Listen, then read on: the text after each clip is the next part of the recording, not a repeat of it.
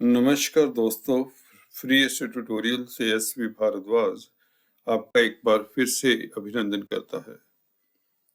बुध ग्रह की चर्चा करेंगे दोस्तों इस वीडियो से। 29 तारीख को बुध वक्री हो रहे हैं और 18 जनवरी तक यह वक्री रहेंगे। इस बीच दोस्तों यह मकर राशि में प्रवेश कर जाएंगे। अभी धनु राशि में गोचर कर रहे हैं और 30 तारीख को मकर राशि में गोचर करेंगे। 31 तारीख को वापस से वक्री चाल से चलते हुए 31 दिसंबर को यह धनु राशि में प्रवेश कर जाएंगे और धनु राशि में 6 फरवरी तक रहेंगे और 18 जनवरी तक वक्री भी रहेंगे। तो इस पीरियड में इनका करीबन 20 दिन का यह वक्री चाल का पीरियड किस तरह का प्रभाव देता है वह जानते हैं। दोस्तों बुध कारक होते हैं बुद्धि के, वाणी के, व्यापार के। जो लोग व्यापार करते हैं, कमीशन एजेंट्स हैं, उनके ऊपर काफी दूरगामी प्रभाव पड़ सकता है इस बुध का। जब बुध वक्री होते हैं या कोई भी ग्रह जब वक्री होता है, वक्री ग्रह होता क्या है पहले ये बता देते हैं। जब भी कोई ग्रह उल्टा घूमता हुआ प्रतीत होता है रिलेटिव मोशन के कारण, क्योंकि ग्रहों की अलग अलग स्पीड होती है, तो उसके कारण यहां हमारी धरा से, पृथ्वी से ऐसा प्रतीत होता है कि यह ग्रह अब उल्टी दिशा में घूमने लग गया है। तो इस कारण से यह पिछले भावों का भी फल देता हुआ प्रतीत होता है। जिस भाव में, जिस राशि में होता है उसका फल तो देता ही है और अगले भाव का भी फल देने की फिराक में रहता है ऐसा ग्रह। तो काफी दूरगामी प्रभाव हो जाते हैं ऐसे ग्रह के, वक्री प्लैनेट। अगर यह शुभ स्थिति में हो तो इनका कई गुना प्रभाव बढ़ भी जाता है। अगर अशुभ स्थिति में हो, अशुभ घरों के मालिक हो, तो इनका नेगेटिव फल भी उतना ही बढ़ जाता है। तो शुभता भी बढ़ती है, अशुभता भी बढ़ती है। डिपेंड करता है कौन सी राशि लगन के लिए हम चर्चा करेंगे। यहाँ पर मेष राशि से लेकर तुला राशि लगन की बात करने जा रहे हैं दोस्तों। कुछ लोगों को, खासकर 3 राशि वालों को होगा भरपूर धन लाभ, प्रतिष्ठा, कार्यों में गतिशीलता आदि इत्यादि। बौद्धिक बल निश्चित तौर से प्रभावित होगा इस अवधि में। आपकी निर्णायक शक्ति प्रभावित होगी, आपकी डिसीजन पावर भी प्रभावित होगी। तो किस तरह से प्रभाव डालते हैं, किनके लिए उत्तम स्थिति बनाते हैं, किनके लिए अवरोध आते हैं, कार्यों में विलंब होते हैं, दिक्कतें होती हैं, प्रॉब्लम्स होती हैं आदि इत्यादि, वह डिपेंड करेगा हर राशि लगन के लिए। चलिए अपने बिंदु पर आते हैं, बात करते हैं मेष राशि लगन की। दोस्तों सूर्य के साथ अभी बुध का गोचर है आपके भाग्य स्थान में। बुध द्वितीय राजयोग चल रहा है, बहुत उत्तम स्थिति है। 29 तारीख तक स्थितियां बहुत सुलभ हैं, बहुत श्रेष्ठ हैं। सूर्य पंचम स्थान के मालिक हैं, बुध के साथ हैं, तो बहुत बड़ा राजयोग बना रहे हैं सूर्य। और बुध मित्र हैं तो बुध का साथ ही रहेगा। बुध तृतीय स्थान के मालिक है, तो जैसा कि एक पीछे वीडियो से मैंने बात की थी, तो आपको कम्युनिकेशन से, संचार व्यवस्थाओं से फायदा होगा, क्योंकि बुध कम्युनिकेशन के कारक है, संचार व्यवस्थाओं के कारक है, ट्रेडिंग के, कमीशन एजेंट्स के। तो 29 तारीख तक आप लाभान्वित होते रहेंगे।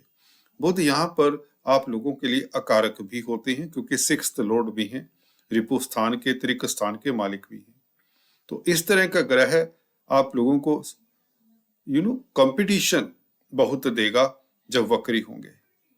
प्रतिस्पर्धा बहुत हो जाएगी, खासकर व्यापारी वर्ग के लिए। अदरवाइज भी, खासकर जिनकी दशा, अंतरदशा या प्रत्यंतर दशा है, चेक कर लीजिए, उन लोगों को दिक्कत हो सकती है। अगर सूर्य की भी दशा अंतरदशा है तब भी प्रभाव पड़ेगा।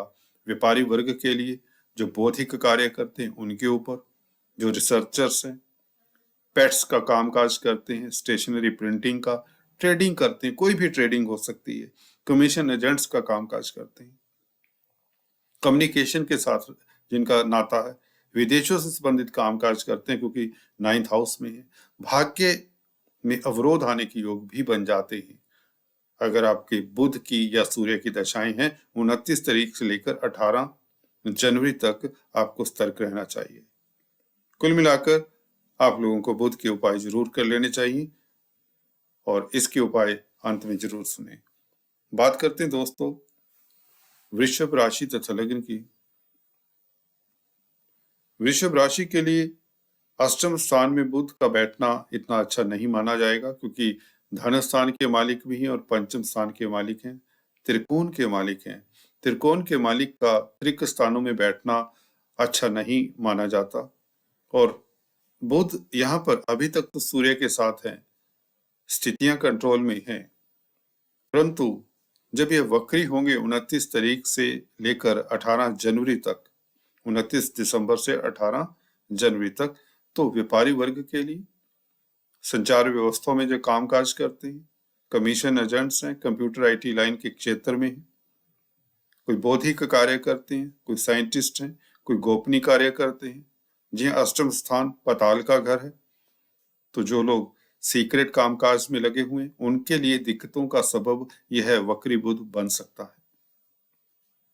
खासकर जिनकी दशाएं हैं उनके लिए दिक्कत का कारण अक्सर बनता है, काफी दूरगामी प्रभाव देता है। आपको अपनी स्पीच के ऊपर नियंत्रण रखना चाहिए, क्योंकि स्पीच के कारक भी हैं, स्पीच के मालिक भी हैं।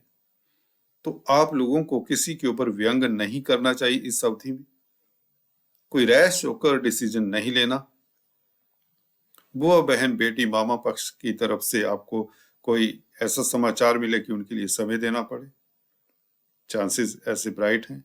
अगर पेट्स में डील करते हैं, एनिमल्स में डील करते हैं, प्रिंटिंग स्टेशनरी का कामकाज करते हैं, हम मैनेजमेंट का कामकाज करते हैं, कम्युनिकेशन के क्षेत्र में है, electronic print media, journalism, mass media के साथ कोई भी कामकाज है, तो you have to be careful. अपनी संतान का ख्याल रखिए। शेयर स्टॉक मार्केट वालों को थोड़ा सा सतर्क रहना चाहिए, बल्कि आपको डेली ट्रेडिंग, जो आप पैसा इन्वेस्ट करते हैं, आपको नहीं करना चाहिए। अगर हो सके तो 28 तारीख तक अपनी इन्वेस्टमेंट का किया हुआ पैसा निकाल लें। 29 तारीख से लेकर 18 जनवरी तक आपको कोई किसी को 2 पैसे भी नहीं देने, कहीं इन्वेस्टमेंट नहीं करना, वह नुकसान ही होगा, वह पैसा लौट कर नहीं आएगा। बुध जैसे कि बताया वाणी के ऊपर नियंत्रण रखते हैं, बुद्धि के ऊपर भी कंट्रोल है। जब बुद्धि का मालिक अष्टम स्थान में वक्री हो तो बौद्धिक बल भी कमजोर पड़ जाता है, क्षीण पड़ जाता है। पंचमेश भी हैं जो बुद्धि के मालिक होने के कारण बुद्धि के बुध कारक भी हैं, तो बुद्धि के ऊपर डबल नेगेटिव प्रभाव भी पड़ सकता है। आपके लिए यह गोचर खासकर 29 तारीख से लेकर 18 जनवरी तक शुभ नहीं कहा जाएगा। अगर आपकी बुध की दशाएं हैं, सूर्य की दशाएं, अंतर दशाएं, प्रत्यंतर दशाएं हैं, तो दोनों ग्रहों की, सूर्य और बुध के उपाय जरूर करें और सटीक उपाय सुनने के लिए अंत में जरूर कनेक्ट करें। God bless you, just take care. बात करते हैं बुध राशि लगन की।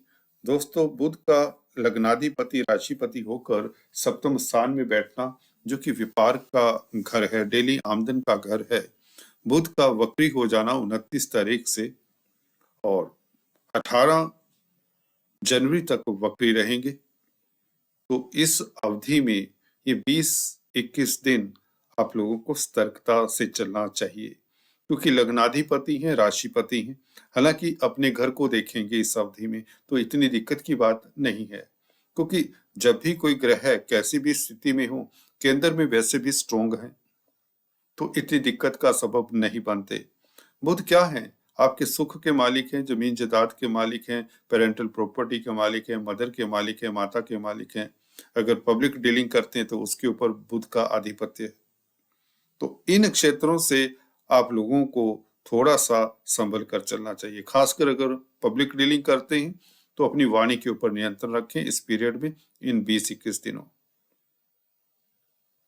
और जमीन जायदाद के डॉक्यूमेंट्स को साइन ना करें और पेरेंटल प्रॉपर्टी के विवाद को भी छेड़े मत। कोई बड़ा डिसीजन इस अवधि में ना लें। अगर आप कमीशन एजेंट्स हैं, व्यापारी हैं, ट्रेडर्स हैं, दुकानदार हैं, तो रिस्की इन्वेस्टमेंट रोक दें कुछ दिनों के लिए, या यूं कहें इन्वेस्टमेंट 18 जनवरी तक ना करें तो अतिश्रेष्ठ रहेगा। फिर भी क्योंकि लगन को, राशि को देखते हैं, आपका तेज प्रभाव बना रहेगा, आपके कंफ्यूजन्स इतने नहीं बढ़ेंगे, आपकी तार्किक शक्ति इतनी धूमिल नहीं होगी। अदरवाइज दूसरे लगन राशि वालों के लिए ये काफी दिक्कत का सबब बन जाता है, क्योंकि काफी लंबा पीरियड है और सूर्य के साथ होने से हालांकि काफी बचाव भी है, क्योंकि बुध आदित्य राजयोग बनता है, यहाँ पर बुद्धि प्रबल ही रहती है। बुध को दोष नहीं लगता इस तरह का सूर्य के साथ अगर अस्त भी हो जाए, क्योंकि 14 जनवरी तक अस्त भी रहेंगे।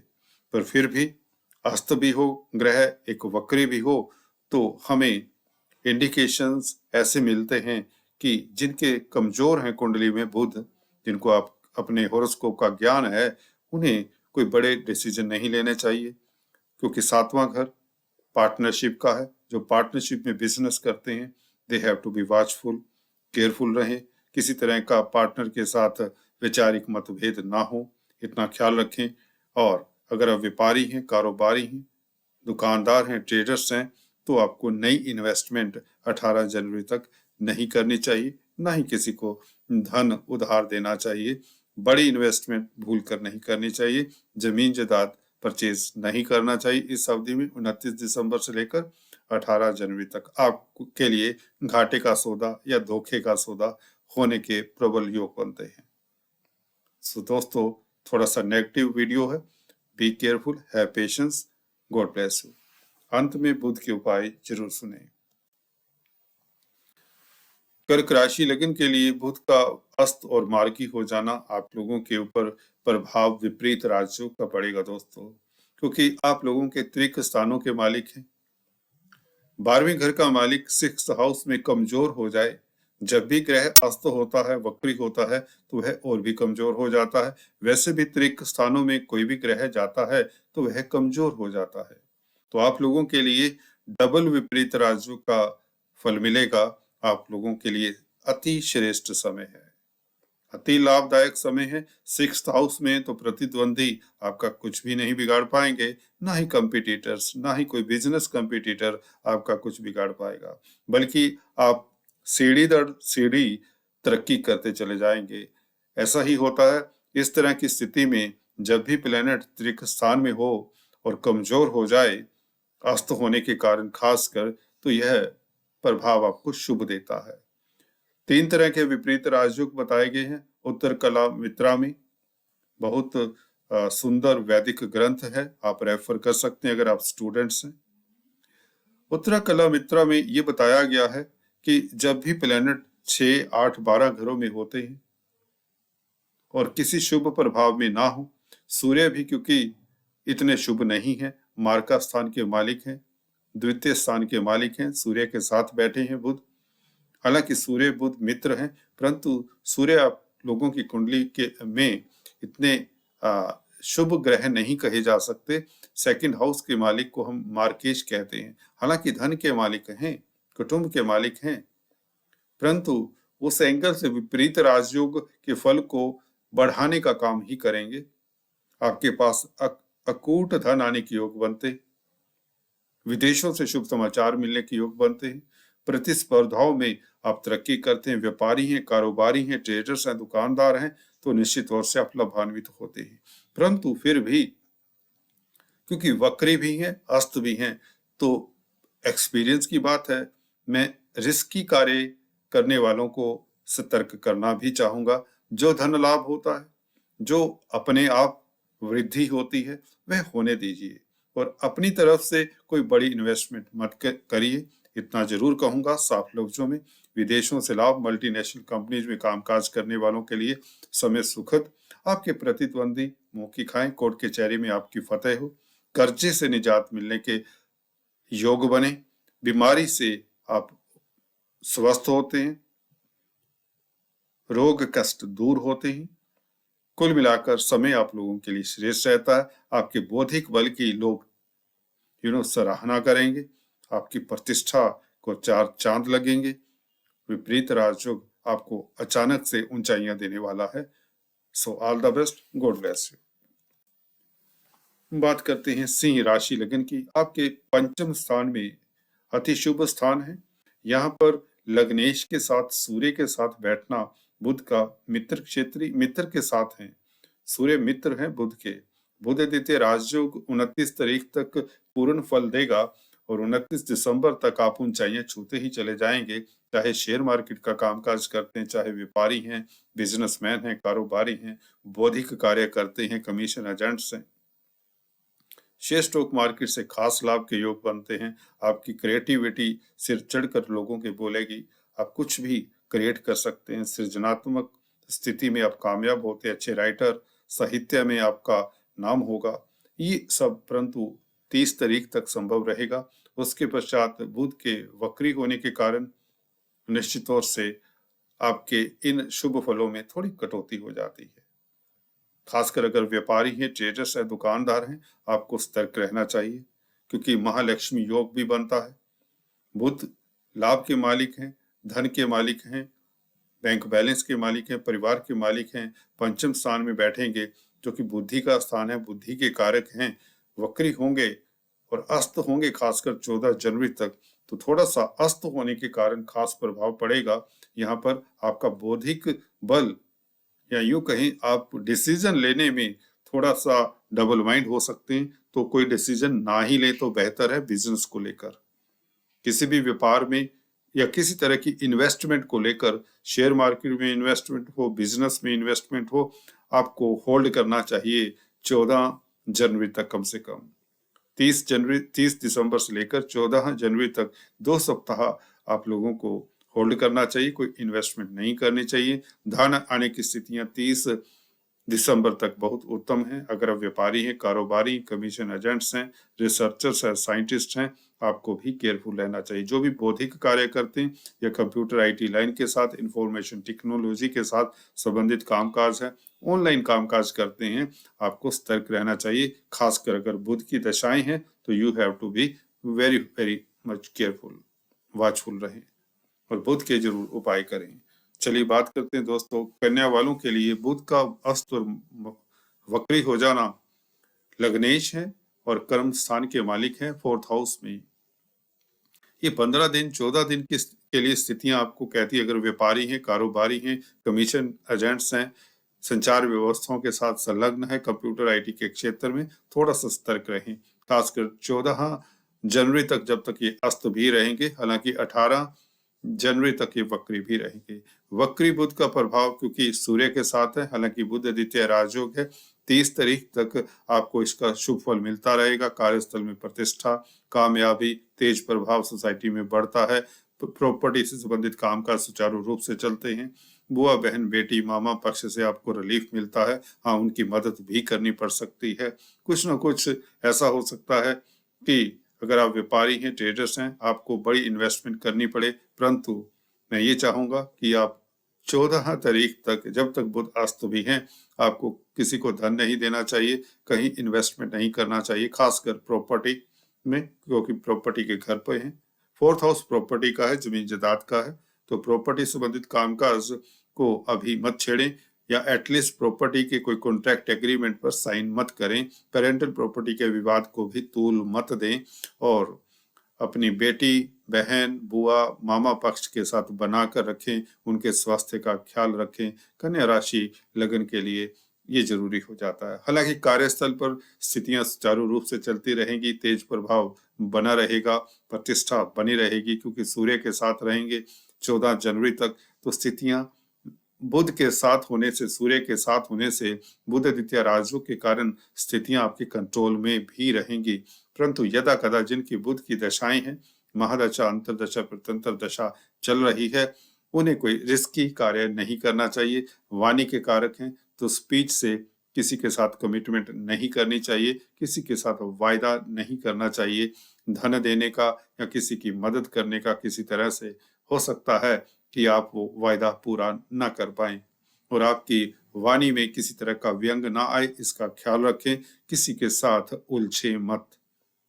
कोई बड़ा डिसीजन मत लें। खासकर अगर बुध की दशाएं अंतरदशाएं हैं तो आपको ओवर कॉशियस रहना चाहिए, ज्यादा सतर्क रहना चाहिए, खासकर 14 जनवरी तक 2 सप्ताह। अगर आप व्यापारी हैं, कारोबारी हैं, कमीशन एजेंट्स हैं, प्रॉपर्टी का बिजनेस करते हैं, संचार व्यवस्थाओं के साथ कामकाज करते हैं, कम्युनिकेशन के क्षेत्र में जर्नलिस्ट हैं, इलेक्ट्रॉनिक प्रिंट मीडिया में हैं, कंप्यूटर आईटी का कामकाज करते हैं, प्रिंटिंग स्टेशनरी का कामकाज करते हैं, किसी तरह के भी साइंटिस्ट हैं, रिसर्चर्स हैं, इस तरह के कामकाज हैं, चार्टर्ड अकाउंटेंट्स हैं, कैलकुलेशंस का कामकाज करते हैं, मैथमेटिशियंस हैं, वक्ता हैं, प्रवक्ता हैं, वाणी के कारक भी है ना, तो वाणी पर आपकी प्रभाव में आ सकती है। थोड़ा सा नेगेटिव है प्रभाव। हैव ए करेज, हौसला रखिए। 14 दिन का लंबा समय नहीं होता, परंतु सिर्फ इन्वेस्टमेंट नहीं करना, बाकी सब चीजें कंट्रोल में रहती हैं। धन का नुकसान ना हो, प्रॉपर्टी में इन्वेस्ट ना करें। अगर कमीशन एजेंट्स हैं थोड़े सतर्क रहें, किसी के साथ डॉक्यूमेंट्स पर हस्ताक्षर ना करें, वायदा ना करें। ये 3-4 बातें तो जरूर ख्याल में रखें। आशा करता हूं आप स्वस्थ रहें, आपका स्वास्थ्य ठीक ठाक रहे और बुध के उपाय जरूर करें। अंत में जरूर सुने। बात करते हैं तुला वालों के लिए। बुध भाग्य स्थान के मालिक है और भाग्य स्थान के मालिक का अस्त भी होना, वक्री भी होना, हालांकि सूर्य के साथ हैं, लाभ के मालिक हैं, तो स्थितियां कंट्रोल में हैं, बल्कि लाभ होता रहेगा यात्राओं से खासकर और विदेशों से। परंतु क्योंकि बुध कमजोर पड़ जाते हैं जब अस्त होते हैं, वक्री होने के साथ दो साइड से इफेक्ट पड़ता है। वक्री प्लैनेट वह होता है जो उल्टी दिशा में घूमता हुआ प्रतीत होता है दोस्तों। तो इस तरह से इसका प्रभाव पिछले घर का होता है ज्यादातर। तो निश्चित तौर से यहाँ पर आप लोगों को पारिवारिक स्थितियों को कंट्रोल करना पड़ेगा। इस अवधि में परिवार की तरफ ध्यान देना पड़ सकता है। विदेशों से संबंधित कामकाज कुछ डिले हो सकते हैं, खासकर 14 जनवरी तक, जब तक अस्त रहेंगे और वक्री भी रहेंगे। तो आपको विदेशों से संबंधित कामकाज, विदेशों में इन्वेस्टमेंट जो करते हैं, खासकर जो व्यापारी हैं, बड़े बिजनेसमैन हैं, व्यापार के कारक हैं, तो अगर वक्री हो, अस्त भी हो प्लेनेट, अगर आपकी बुध की दशाएं हैं, तो आपको इन्वेस्टमेंट नहीं करना चाहिए। अपनी वाणी के ऊपर नियंत्रण रखना चाहिए। किसी के साथ फोन के ऊपर या लिखित रूप पे कोई वायदा नहीं करना चाहिए। कोई डॉक्यूमेंट साइन ना करें तो बहुत बेहतर रहेगा दोस्तों, आपके हित में रहेगा।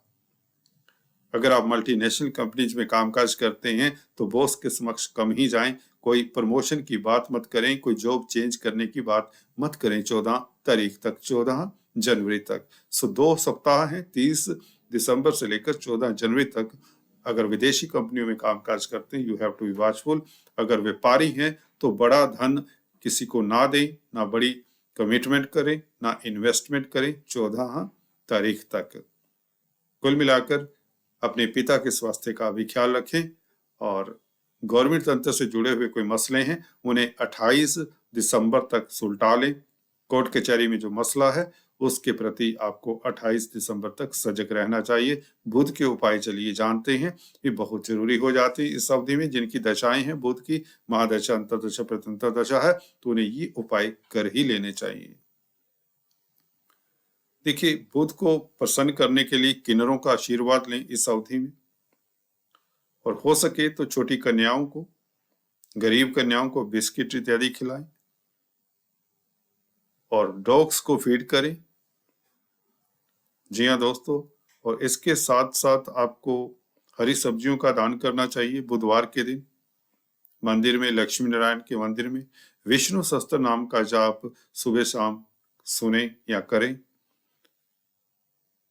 कुल मिलाकर इतना करने से आप लोगों का यह 14 दिन का सफर बहुत आसानी से निकल जाएगा और किसी तरह की आप गलत डिसीजन नहीं लेंगे। बुद्धि के कारक भी हैं बुध, तो कई बार होता है कि व्यक्ति आपातकाले विपरीत बुद्धि, वो वाली बात ना हो जाए। तो मेरी आपसे गुजारिश है, रिक्वेस्ट है, 14 जनवरी तक खासकर व्यापारी वर्ग को, जो व्यापार करते हैं या जो रिसर्चर्स हैं, साइंटिस्ट हैं, मैथमेटिशियंस हैं, चार्टर्ड अकाउंटेंट्स हैं, वक्ता प्रवक्ता हैं, अपनी वाणी के ऊपर कंट्रोल रखें। कोई वायदा ना करें, कोई डिसीजन बड़ा ना लें, प्लान करें, प्रोग्राम करें, परंतु उसे प्रैक्टिकल शेप मत दें। सो चलिए आज इस वीडियो में इतना ही, फिर से मिलेंगे, तब तक के लिए stay tune. Thanks for watching this video. God bless you all.